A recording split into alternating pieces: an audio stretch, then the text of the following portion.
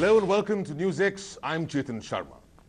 From a government of commissions to a government of missions, we call our series on NewsX, or the Union Budget, Mission 10%. 10% of growth. A figure which we feel will alleviate poverty, accelerate employment, elevate India's global status, accommodate all citizens, and effectuate prosperity, happiness, and bring in the Achhe Din. Now, coming out of a tough time, coming out of a historic Lok Sabha election a few months back, and days after a historic assembly election, one thing is for sure, that this budget is not short of history, nor is it short of expectations, and it certainly cannot be short of being reformist. That's the big challenge. Well, so far in our series, we've discussed growth, we've talked about tax, we've talked about fiscal deficit, and now it's the time to talk about the all-important inflation factor. What's the correct level of inflation that we need to bring about 10% growth and fulfill our mission 10%? As always, we've got a very credible, a very intellectual, and of course, a very motivated panel with us today. We've got Dr. Subramanian Swamy, thank you, sir, senior leader of the BJP. We've got with us Dr. Jaijit Bhattacharya, partner in KPMG. We've got with us Dr. Sunil Sinha, director and chief economist with Fitch. Thank you, sir, for talking to us. And of course, from the government's point of view, somebody who's seen the insides of the government. We've got with us Mr. N.C. Saxena, former secretary of the Planning Commission. Thank you, gentlemen, for joining us. Well, whenever you look at any budget, and I've done several over the last couple of decades, one thing is for sure, every viewer, every consumer wants one thing. In fact, he wants something. He wants the less thing. He wants to pay lesser, and he wants more money left in his pocket after he's paid. He wants less inflation. And the reason for that, well, economically speaking, the lesser the inflation, the higher the growth. Take a look at this graphic, which tells you that over a period of time, as inflation is reduced, it's also given way to a higher growth. Professor Swamy, I know you don't agree with this entirely, but the fact of the matter remains, if you look at, well, by logic, I mean, if you've got to pay less for what you were consuming, you have more money in your pocket to be able to save and hopefully invest. Well, I can turn your argument upside down. Sure. And say, why not think of measures which will put more money in your pocket? For example, give you an example. I mean, this is not a uncontroversial or a non-controversial suggestion, but it's a viable, in my opinion, I can defend it. Abolition of income tax, which would put money in the hands of the people. They won't spend it. I know Indians have a very good habit of saving. We have the highest rate of domestic savings contribution to total investment in the country. There are very few countries which have such a high proportion of total investment coming from domestic savings. So I would say that inflation is to be controlled in two ways. One is somehow to get the production system moving. So the supply side is one. And the other is that there are certain policy changes which are required. For example, forward trading in agricultural commodities, right, which in my opinion should never have been agreed to. So the inflation should be controlled not by raising interest rates, which has other effects. You know, when you mentioned the word abolish, for a moment I thought you were representing AAP and not the BJP, because no, somewhere down the line, AAP, the polish of abolishing and freebies seem to have come No, from no, them. it's not a freebie. I can give you suggestions on You're how. You're abolishing tax Yes. in many ways. You're, of course, reducing the burden on the taxpayer, as well as the fact you're being populist, something that is... No. I'm thinking of alternative ways of raising resources. Just now, the government has announced only yesterday that the 3G spectrum auction gave them close to a lakh and 27,000 crores. Now the total income tax contribution is 2 lakh crores. And in my opinion, 2G, 3G, this coal blocks all will carry you without income tax. Jaijit, Is there something we're missing out here? It looks all very well, all very rosy, but if you go out on the streets, you'll still see the prices of food items have not come down. Where's the catch? I think that's a very pertinent point. If you dissect the inflation figures, you will see that the non-food part is what is falling down. But the primary goods and the food inflation is actually going up. In December, it was 5.1%. In January, it has become 8.1%. So actually, the food inflation is going up. And the other figure that people are not able to buy, that the demand has gone down for non-primary products, essentially means that people are not able to buy it. And that's not a good situation either. That means demand is falling, while the inelastic requirement of food is actually seeing a challenge because people are seeing an increase in the food prices. So we're essentially putting another 8% of, if I can call it, taxation burden on the poorest of the poor in this country. And who better than Mr. Swami to know that, talk about food prices, it's the onion prices which have brought down a government. More than bringing down tears in the eyes of 79, yes. Right. The real reason is forward trading. And that should be abolished. You're talking about speculation, basically, in the markets. Well, it's not speculation. You go to the wholesale market, you say that I'm buying, and the price... But across the market, I mean, my understanding of markets is also that speculation is also used to temper the markets at some stage, when it prevents hoarding at some stage. Yeah, but then this is not done that way. It is done because these people... It's a systemic failure. We should never have allowed industrial houses to come into forward trading in agricultural commodities. They are able to put it in cold storages and bring it out when they want. Dr. Sinha, is it so simplistic or perhaps so specific as it's just a forward trading, or we still have some very inherent supply-side infrastructural problems which are creating this? Well, I mean, so far as forward trading is concerned, the basic logic with which it started was price discovery. But again, when you look at the whole issue, it's not that simple. Price discovery, yes, but a lot of speculative activity also goes on. Well, I mean, if you look at the market, then speculation, or the fellow who is taking the risk, is also as much part of the market making as anybody else. So you just can't wish them away from the market. It can happen. I mean, they will remain part of. Otherwise, the market will not work the way you visualize it. But again, I mean, I guess the basic issue is that so long as your supply is not enough to meet the demand, and then if you have these kind of activities going on, just look at the Indian situation. I mean, in the recent years, the supply hasn't fallen to a very large extent. Even a supply-demand mismatch of less than 5% has led to a situation where prices have risen much more than what it should have, disproportionately. So that is something what I guess Professor Swami is referring to. Add to what you just said. If it was a market, part of the market culture that we had it, I wouldn't have objected. But most of the money is black money. Because that's the wholesaler takes only cash. And it becomes very easy. And plus there is no income tax on people, on rich farmers. I mean, there's zero income tax in agriculture. We spent a while discussing that, the fact. But, you know, I think what's very critical, because we're discussing growth and its contribution and inflation's contribution to growth, is the fact that, of course, a large part of the figures that we see is because of falling crude prices. But more critically, more dangerously, it's because of falling demand. That's something that's very reflective in our corporate numbers, in the last quarterly numbers. What needs to be done there? Well, if you look at you know, the industrial output numbers, then obviously they are not very encouraging. I mean, particularly the consumer durables. I mean, I think it's the 7 or 8 consecutive month of negative growth and huge negative growth.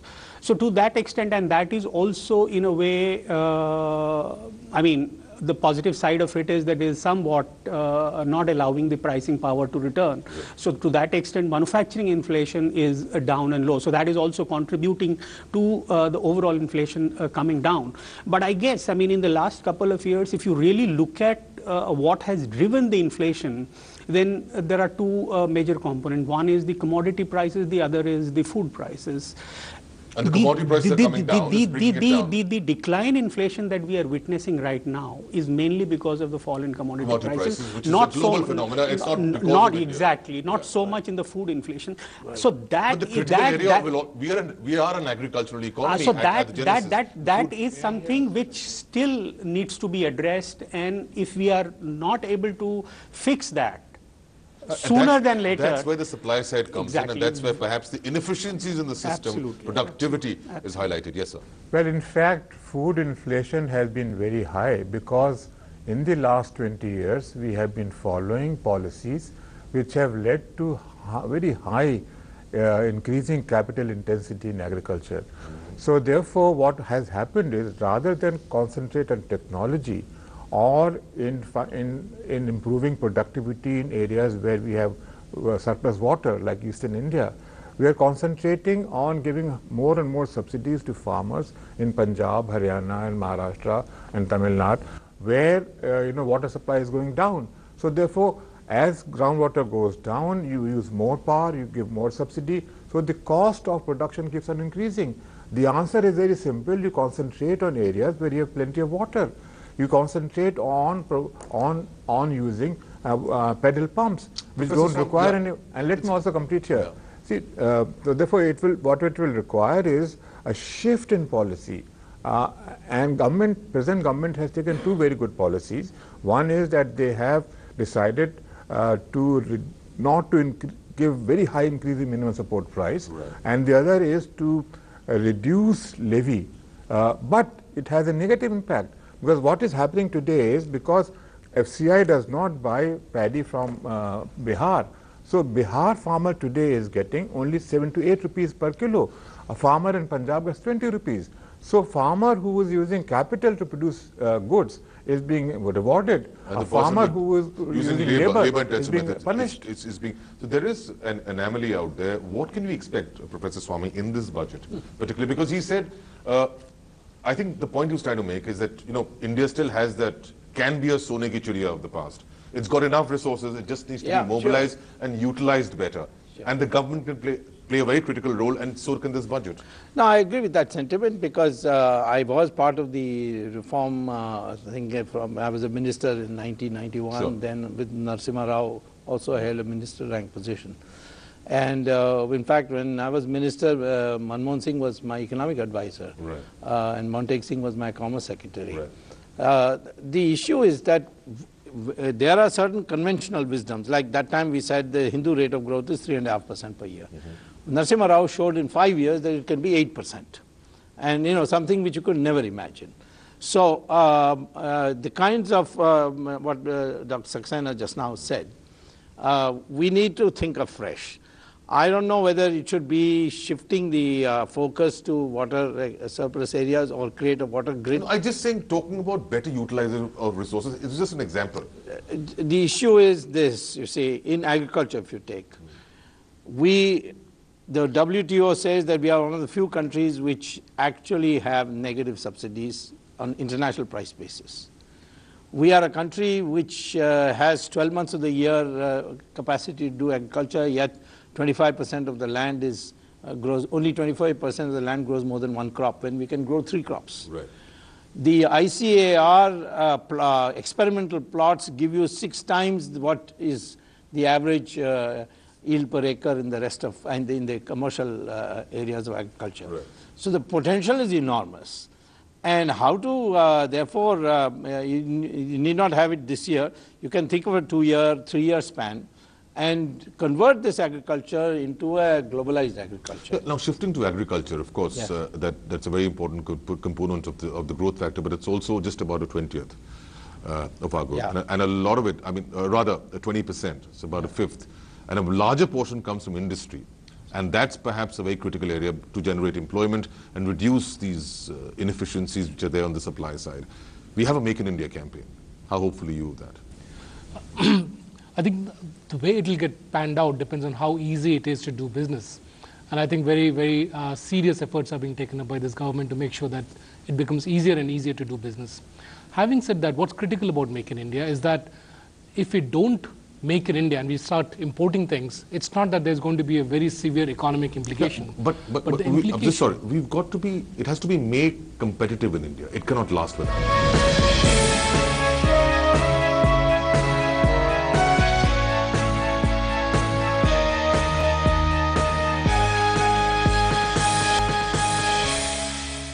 I'm just sorry, we've got to be, it has to be made competitive in India. It cannot last without that. That's the bit one. Exactly. So it has to be absolutely right, competitively made. And the second issue, more importantly, is that when we bring something from outside, the multiplier effect of that manufacturing goes to a foreign economy. It doesn't come to India. If you're starting to manufacture here, the multiplier effect starts getting captured here.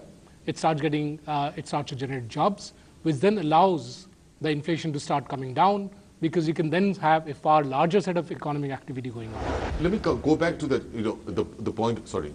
No, I was going to say here that in addition, we also have to see how to reduce the transaction costs when a new industry is set up. This government has been trying to do so for rules and regulations which are within the control of Government of India. What about the state governments? You have a very large number of examples. In Tamil Nadu, you cannot convert precipice into charcoal. You require a certificate from the district forest officer. In UP, paddy cannot move from Fatehpur to Kanpur because they are in different zones. You cannot set up a brickle unit because you require 5 licenses. It's also an extension, Sunil. I mean, we talking about make in India means get people from overseas, but the people who are in India are not making in India.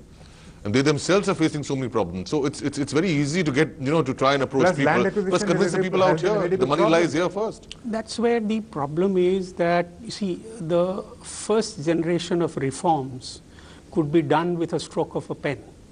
Right. Yeah. It's done. Yeah. Now comes the most difficult part. And the difficult part is that here, the center can only provide the guidelines.